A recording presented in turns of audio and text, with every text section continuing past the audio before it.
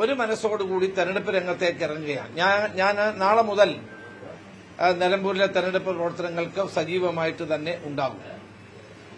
UDFനെ വിജയിപ്പിക്കാൻ വേണ്ടിയിട്ടുള്ള നടപടികൾക്കാണ് ഞങ്ങൾ നേതൃത്വം കൊടുക്കുന്നത്.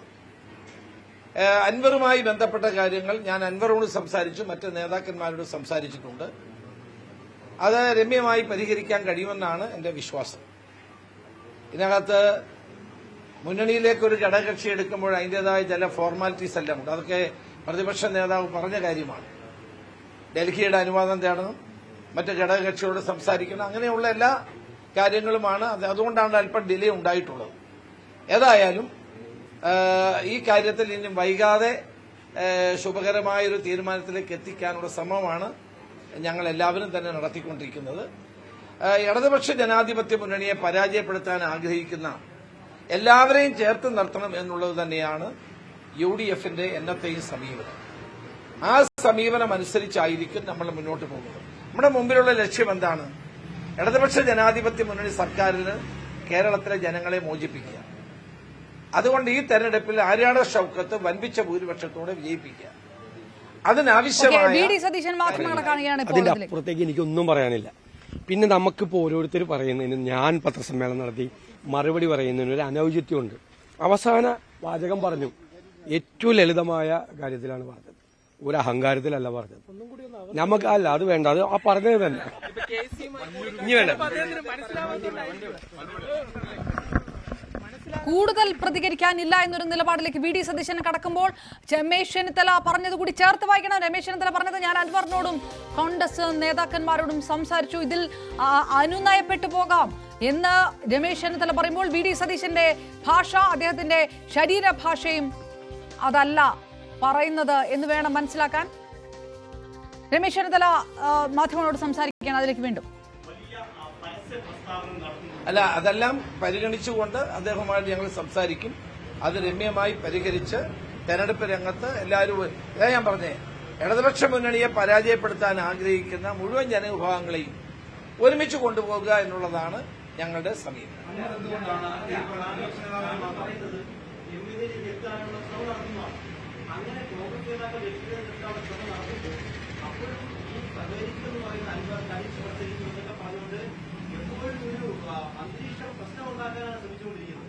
അല്ല, അതുകൊണ്ട് ഏതായാലും അത്തരം പ്രശ്നങ്ങളൊക്കെ പറഞ്ഞ് തീർത്ത് ഈ കേരള ജനതയെ രക്ഷിക്കാൻ വേണ്ടിയിട്ടുള്ള ഇടതുപക്ഷ ജനാധിപത്യ മുന്നണിയെ പരാജയപ്പെടുത്താനുള്ള ജനങ്ങളുടെ ആഗ്രഹത്തിനാണ് മുൻതൂക്കം.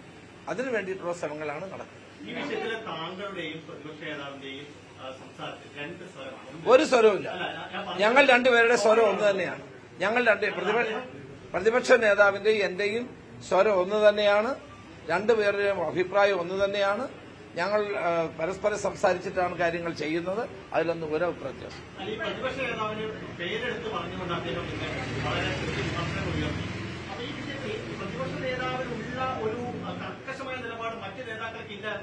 അങ്ങനെയൊന്നുമില്ല. വലിയ പ്രശ്നങ്ങളില്ലാതെ എല്ലാവരെയും യോജിപ്പിച്ചുകൊണ്ട് തെരഞ്ഞെടുപ്പിലേക്ക് പോകാനുള്ളതാണ് ഞങ്ങളുടെ ലക്ഷ്യം.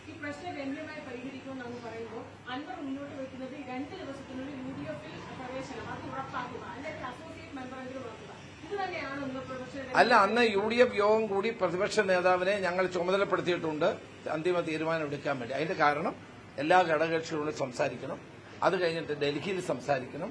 കാരണം അദ്ദേഹം ഒരു നാഷണൽ പാർട്ടിയുടെ ഭാഗമായിട്ടാണ് ഇപ്പോൾ നിൽക്കുന്നത്, തൃണമൂൽ കോൺഗ്രസ്. അപ്പൊ അതിന് ദേശീയ പാർട്ടിയായ കോൺഗ്രസിന്റെ ഹൈക്കമാൻഡിന്റെ അനുവാദം വാങ്ങണം. അങ്ങനെയുള്ള ചില ഫോർമാലിറ്റീസ് ഉള്ളത് കൊണ്ടാണ് ഇതിനല്പം കാലതാമസം ഉണ്ടായത് എന്നുള്ളതാണ് എന്റെ പൂർണ്ണമായ വിശ്വാസം. അല്ലാണ്ട് അതിനകത്ത് പ്രതിപക്ഷ നേതാവ് വ്യക്തിപരമായി ഒരു നിഷ്ഠക്കേടും ഇതിനകത്ത് കാണിച്ചിട്ടില്ല. അതിന്റേതായ ഒരു കാലതാമസം ഉണ്ടാകും സ്വാഭാവികമായി. അതിപ്പോ ഞാൻ പ്രതിപക്ഷ നേതാവായിരുന്നപ്പോഴും ചില കാര്യങ്ങളിൽ അങ്ങനെ കാലതാമസങ്ങൾ ഉണ്ടായിട്ടുണ്ട്. അതുകൊണ്ട് VD സതീശനെ അക്കാര്യത്തിൽ കുറ്റപ്പെടുത്തിയിട്ട് കാര്യമില്ല. അതുകൊണ്ട് രമ്യമായി ഈ പ്രശ്നം പരിഹരിക്കുക, അല്ലാണ്ട് നമ്മൾ എഴുതിയിൽ എന്നെ ഒഴിക്കുകയല്ല ആവശ്യം. രമ്യമായി പരിഹരിച്ച് മുന്നോട്ട് കൊണ്ടുപോകുക എന്നുള്ളത് തന്നെയാണ് ഞങ്ങളെല്ലാവരും ആഗ്രഹിക്കും.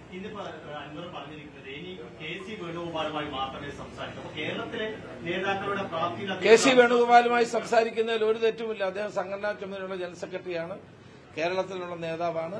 അദ്ദേഹവുമായി സംസാരിക്കുന്നതിനകത്ത് എന്താ തെറ്റ്? ഒരു തെറ്റുമില്ല. അതൊന്നും കാര്യമില്ല. അത് കേരളത്തിലെ നേതാവ് തന്നെയല്ലേ KC വേണുഗോപാൽ, അതിൽ തെറ്റൊന്നുമില്ല.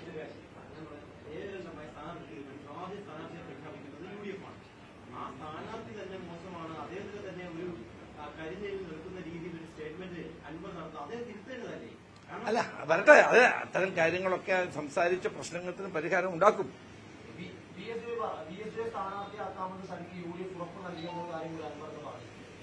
അല്ല, ഒരു തെരഞ്ഞെടുപ്പ് വരുമ്പോൾ സ്വാഭാവികമായിട്ടും 2-3 സ്ഥാനാർത്ഥികൾ കോൺഗ്രസിൽ വരുന്നത് സ്വാഭാവികമാണ്. അല്ലാണ്ട് CPM-നെ പോലെയാണ്. നിങ്ങൾ CPM-ന്റെ സ്ഥാനാർത്ഥിയെ പറ്റി ഇതുവരെ ചോദിച്ചിട്ടില്ലല്ലോ. CPM-ന് സ്ഥാനാർത്ഥി ഇല്ലേ? ആരാ സ്ഥാനാർത്ഥി എന്ന് പറയുന്നില്ലല്ലോ. അപ്പോൾ ഞങ്ങൾക്ക് ഞങ്ങളുടെ പാർട്ടിയിൽ 1-2 പേര് വരും. അത് അതിന് എല്ലാവരും ഏകണ്ഠമായ തീരുമാനമെടുത്ത് ഒരാളിനെ പ്രഖ്യാപിച്ചു. VS ജോയി അല്ലേ ഏറ്റവും മാന്യമായ നിലയിൽ അദ്ദേഹം ആദ്യത്തെ സ്റ്റേറ്റ്മെന്റ് കൊടുത്തത്. ജില്ലാ കോൺഗ്രസ് കമ്മിറ്റിയുടെ അധ്യക്ഷൻ എന്നുള്ള നിലയിൽ VS ജോയിയുടെ ആ പ്രസ്താവനയെ ഞാൻ പൂർണ്ണ മനസ്സോടെയാണ് സ്വാഗതം ചെയ്തത്. അങ്ങനെയാണ് ഒരു പാർട്ടി നേതാവ് പറയേണ്ട കാര്യമാണ് അദ്ദേഹം പറഞ്ഞത്.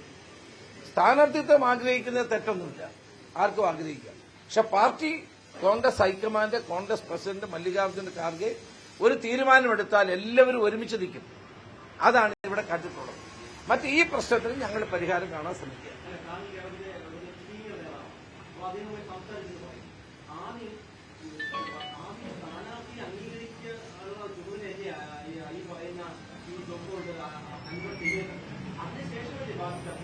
അതെല്ലാം അതിനകത്ത് ഉണ്ടാവുമെന്ന് കരുതിക്കും. നാളെ പ്രൗഡ് കേരള, ഞാനൊരു എന്റെ നേതൃത്വത്തിലുള്ള NGO ആണ്. പ്രൗഡ് കേരളയുടെ നേതൃത്വത്തിൽ ഡ്രഗിനെതിരായിട്ട് നോട്ട് ടു ഡ്രഗ്സ് എന്ന പേരിൽ ഒരു പരിപാടി, വാക്കത്തോൺ, നാളെ രാവിലെ 6 മണിക്ക് ശ്രീനാരായണ ഗുരു, കരുണാകരൻ അവരുടെ പ്രതിമയുടെ ഭാഗത്തു നിന്ന്. ഏതായാലും അൻവർ വിഷയത്തിൽ ഒരഭിപ്രായമല്ല കോൺഗ്രസ് നേതാക്കൾക്കുള്ളത് എന്നുള്ളത് വ്യക്തം. ഇതിൽ എല്ലാവരെയും ഒരുമിച്ച് ചേർത്ത് കൊണ്ടുപോകും, എരുതിയിൽ എണ്ണ ഒഴിക്കേണ്ട എന്ന് രമേശ് ചെന്നിത്തല വളരെ അനുനയ നീക്കം നടത്തുകയാണ് എന്നുള്ള മുഖഭാവത്തോടുകൂടി പറയുമ്പോൾ VD സതീശന്റെ ശരീരഭാഷ അതായിരുന്നില്ല. ഇന്നലെ പറയാനുള്ളതെല്ലാം പറഞ്ഞു എന്ന് പറയുമ്പോൾ അദ്ദേഹം അൻവർ നടത്തിയ ചില പരാമർശങ്ങൾ മാധ്യമപ്രവർത്തകർ എടുത്തു ചോദിച്ചപ്പോൾ അതിന് ഉത്തരം പറയാൻ പോലും കൂട്ടാക്കില്ല. CV അനുമോദ് ചേരുന്നു. അനുമോദ്, K മുരളീധരൻ പറയുന്ന കാര്യം, രമേശ് ചെന്നിത്തല പറയുന്ന കാര്യമൊക്കെ ഇത് പരിഹരിച്ചു മുന്നോട്ട് കൊണ്ടുപോകാം എന്ന് പറയുമ്പോൾ അത്തരം ഏതെങ്കിലും ഒരു പരിഹാര നീക്കം അല്ലെങ്കിൽ ഒരു സമവായ നീക്കം അൻവറിന് മുന്നിലുണ്ട് എന്ന് VD സതീശൻ പറയുന്നതെന്ന് അനുമാനിക്കാൻ കഴിയുകയില്ല. എങ്ങനെയായിരുന്നു VD സതീശന്റെ പ്രതികരണം ആ ചോദ്യങ്ങളോട്?